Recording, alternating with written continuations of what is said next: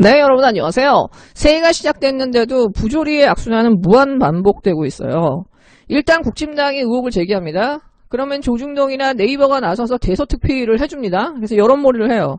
그리고 그 다음날 혹은 며칠 있다가 즉시 그 시민단체를 가장한 그 고발 전문단체들 있죠. 프로 고발러들. 이름도 맨날 똑같은. 얘네들이 나옵니다. 고발을 딱 해요. 그러면 그것도 대서특필됩니다. 그리고 나서 며칠 있다가 검찰에서 사건을 배당하거나 재배당했다는 뉴스가 나와요.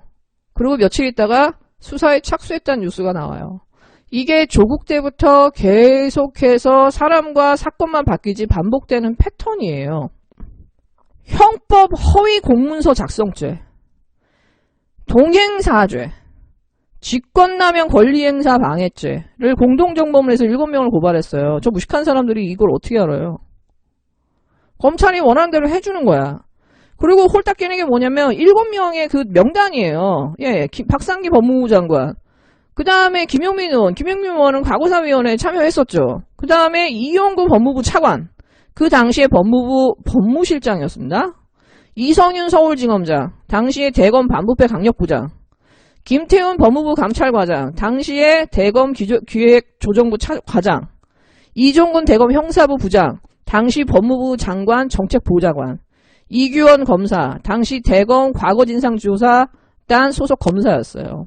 이 사람들을 추미애 라인이라고 해가지고 고발을 했어요. 근데 길거리에서 태극기 흔들고 구구 이런 거 하면서 이렇게 사는 사람이 이 7명을 어떻게 합니까? 몇 명을 빼놓고는 알려지지 않았는데 이 7명을 꼭 집어서 추미애 라인이라고 해가지고 이거를 김학의 사건으로 다 엮어가지고 이걸 어떻게 고발합니까? 누군가가 얘네들한테 명단을 주고 죄명을 혐의를 주고 얘네들한테 고발을 사주하지 않고 이런 일이 가능합니까?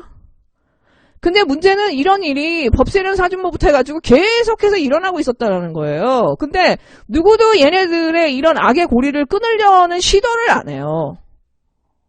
국민들이 그렇게 원하지만 안 합니다. 오히려 그냥 방관하고 있거나 오히려 뒤에서 그들과 함께하고 있지. 그러니까 저는 이게 정말 속 터질 노릇인 거예요. 예, 요즘, 지금 열린민주당이랑 민주당 이제 합당 논의가 나와요. 서울시장 이제 선거가 조금씩 이제 무르익으면서. 근데 저는 이제 합당 얘기를 듣는 순간, 이건 뭔 소리지? 이거 열린민주당 그 지지자들이나 당원들을 너무 무시하는 얘기 아닌가? 예, 합당이 안 될 거 뻔히 알면서 합당을 얘기한다는 건 열린민주당 후보를 찍지 말란 얘기잖아요, 이거는. 합당을 할 당을 누가 찍어줍니까? 합당을 할 당을 누가 후원하고 누가 당원에 가입할 것이며 어떤 인재가 이 당에 들어옵니까? 합당을 할 계획인데 합당이란 얘기가 나온다는 건 열린민주당한테는 최악의 상황인데 왜 그걸 내부에서 얘기를 합니까? 저는 이게 정말 이해가 안 돼요. 스스로 자기 길을 가고 비전을 제시하고 이렇게 하겠다는 선명성을 보여줘야 사람들도 모이고 희망을 갖고 거기에 투자를 하는 사람이 생기는데 그런 부분에 대해서 너무 등한시하는 것 같아요. 열린민주당에 계신 분들은 진짜 당원들의 마음을 좀 받아주셨으면 좋겠어요. 그리고 또 한편으로는 그래요. 워낙 열린민주당의 진성당원들이 어떻게 보면은 똑똑한 사람들이다 보니까 들들 볶는 것도 있지. 그러니까 이분들이 기가 죽어가지고 뭘 못해. 그러니까는 좀 여유를 갖고 이분들이 뭔가 실패하더라도 이것저것 다 해볼 수 있게, 시도할 수 있게, 그 좀 틈을 열어주고 여유를 좀 주는 것도 저는 좀 필요한 것 같아요. 작년에 이해찬 당대표가 20년 장기 집권 얘기했잖아요. 민주세력의 20년 장기 집권. 그리고 문재인 대통령은 주류 세력의 교체를 얘기했어요. 그 얘기가 나오고 나서 우리가 지금 보고 있는 건 뭐냐. 주류 세력의 교체? 웃기지 마. 이러면서 얘네들의 이 기득권들이 총 벌기에서 거의 사법 구테타에 가까운 지금 소프트 구테타가 일어난 상황이란 말이에요. 근데 이 와중에도 계속해서 민주당이 180석이 200석이 안 돼갖고 이런 거야. 그러니까 차라리 민주당을 200석을 만들어줘야 돼 하는 이런 정알못들이 있고 이런 사람들이 유튜버를 하고 있다라는 게 진짜 너무 가슴이 아파요, 요즘에는. 지금같이 정말 국민들이 걸기하고 깨어나야 될 때 코로나 때문에 지금 다 우리 숨죽이고 있지만 정말 이 상황에서 해결책이 저것뿐인가? 민주당이 20년 장기 집권을 하고 민주세력의 장기 집권을 하기 위해서 우리는 무엇을 갖춰야 되고 그 20년의 장기 기간 동안에 우리는 무엇에 초석을 다져야 될까에 대한 어떤 상상력을 발휘한다 그러면 최소한 정말 저런 얘기는 못할 것 같은 거예요. 그리고 180석이라고 하는 게 정말로 이 장기 집권을 하고 개혁을 하는 데 있어서의 가장 적합한 숫자인가? 우리는 무엇을 갖추지 못했기 때문에 지금 이런 꼴을 당하고 있는가? 이런 위험 속에 브라질의 민주주의의 위기를 얘기할 정도의 상황까지 왔는가에 대한 깊은 고찰을 하고 정말 잔인한 만큼 사실은 현타가 와야 되는 시간이거든요. 근데 늘 해피합니다. 민주당만 찍어. 민주당 200석 만들어줘. 예, 저는 정말 그런 정알못 유튜버들이 잘못이 사실 되게 크다고 생각해요. 사람들의 눈을 가린 거예요. 일단 이분들한테는 민주당이 수단이어야 되는데 이제 민주당이 목적이 돼버렸어. 민주당의 의석을 늘리는 게 이분들의 목적이 돼버린 거예요. 사실은 민주화, 개혁, 조국 수호, 추미애 장관 수호를 외치지만 이분들의 궁극적인 목적은 민주당의 그 의석수를 지켜주는 어떤 민주당의 자영업자로 전락해버렸다는 거예요. 근데 정말로 우리가 보세요. 180석을 가지고 대통령의 지지율이 이렇게 높은데도 불구하고 우리는 정말 구태타를 보고 있어요. 매일같이 이런 악의 정말 이 무법천지를 보고 있단 말이에요.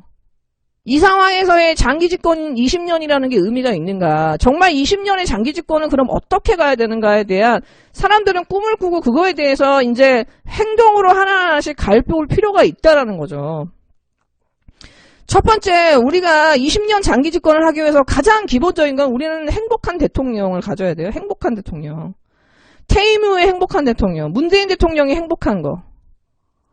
전 세계에서 막 사절들이 오고 막 사람들이 양산에 몰려와서 대통령님 나와주세요 하면서 대통령의 하나하나가 막 진짜 사람들의 가슴을 막 진짜 흔들고 해피하게 만들고 막 그것을 보는 잘하는 청소년들이나 아이들이 정말 존경할 수 있는 어른을 갖게 되는 거. 그랬을 때 이 민주세력은 정말로 정통성을 갖게 되는 거거든요. 뿌리를 내릴 수 있고. 그리고 또 하나는 뭐냐. 180석을 갖고 있으면서 계속해서 민주당이 개혁을 안 하면서 얘기하는 게 뭐냐. 협치예요, 협치. 왜? 120석일 때도 독재 얘기를 들었는데 180석일 때도 독재 얘기를 들어. 독재 얘기 듣기 싫으니까 그냥 협치해 이러면서 대화해 하면서 계속해서 개혁을 미루는 이유가 됐단 말이에요. 그게 의도적인 건지 아니면 타인지 모르지만. 독재 소리를 듣지 않으려면 이보다 선명성을 가진 야당이 교섭단체가 하나라도 더 있으면 민주당이 협상에 훨씬 유리해지잖아요. 지금은 국민의당이랑 국진당이랑 정의당이 민주당을 아예 혼으로 몰아세우는 상황이에요. 근데 이 상황에서 열린민주당이 정말 교섭단체 정도의 혹은 10석 정도 이상의 의석수, 정의당보다 높은 의석수가 있어서 여러 명이 목소리를 국회 안에서 냈다라고 하면 민주당이 이렇게 힘들었을까요? 선명한 야당이 하나가 있으면은 지금 그 국진당이나 국민의당이나 정의당이나 저 적폐들이 지금 싸울 수 있는 전선이 애매해져요. 누구를 타겟팅하는지를 잘 몰라.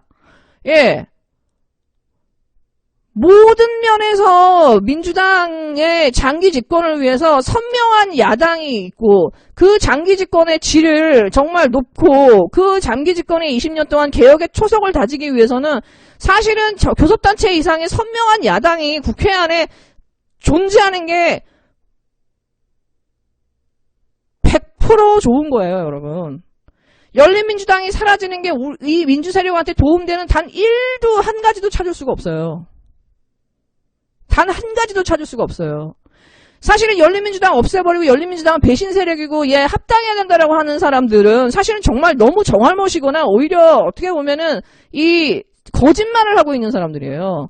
그냥 민주당이 귀찮으니까 이 3명 의원들 데려다 놓으면서 이 3명을 지지하는 150만, 200만의 사람들을 끌어모으려고 하는 거잖아요.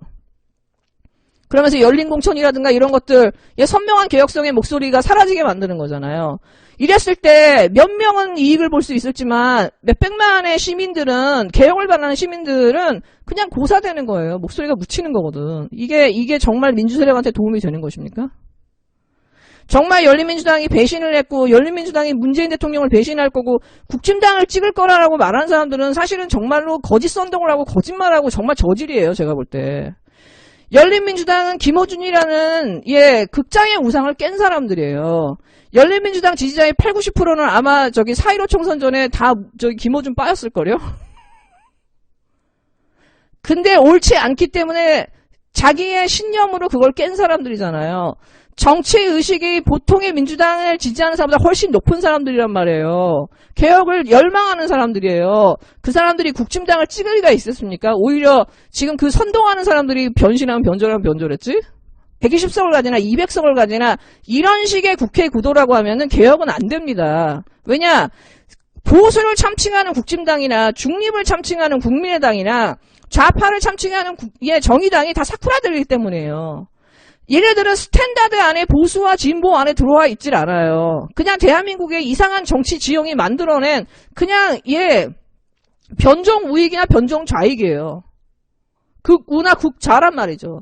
얘네들의 힘을 떨어뜨리지 않은 이상은 민주당이 단순히 힘만을 키워서 180석이 200석이 된다고 해서 지금 대한민국의 이 근본적인 이 기득권의 카르텔, 이 시스템의 문제를 극복해낼 수가 없어요. 민주당의 의석만 늘리는 걸 가지고 이거는 그냥 민주당 안에 있는 사쿠라들 배만 불려주는 일이거든. 국민은 불행해지면서. 정말로 20년의 장기 집권을 꿈꾼다고 하면은 20년의 장기 집권을 동안 우리는 무엇을 할 것인가? 그럼 20년의 장기 집권을 하기 위해서 안정적으로 끌고 가기 위해서 우리는 무엇이 필요한가? 우리 무엇을 준비해야 되는가를 생각해 보면은 이건 너무 답이 뻔하거든요. 열린민주당도 민주당도 계속해서 새로운 인재들, 참신한 인재들을 발굴해서 사람들한테 계속 보여줘야 돼요. 그렇게 해서 그 사람들이 정당에 나중에 들어오고 우리 진영의 이 스피커로서 성장할 수 있도록 해줘야 됩니다. 예를 들어 뭐 여성 대표라고 하면 이선옥 작가 같은 사람 민주당에 들어갈 수 있습니까? 민주당 여성계가 이선옥 작가를 받아들일 수 있습니까? 완전히 페미 그냥 판인데. 제가 볼 때는 페미니스트라고 하면 이선옥 작가가 가장 합리적인 사람이에요. 가장 이성적인 사람이고. 그런 사람은 열린민주당에서 공천받으면 되잖아요. 여성의 몫으로. 1번으로라도.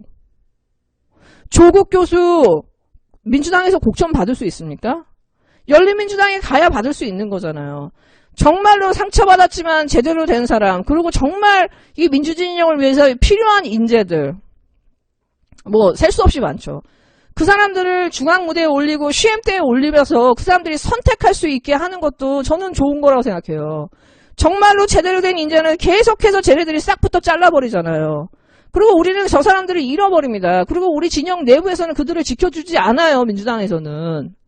정말로 여러분이 제대로 된 장기 집권을 꿈꾸신다고 하면 우리는 무엇을 갖춰야 되는가? 정말로 민주당의 의석수가 많아지는 게 진짜 우리가 원하는 목적인가?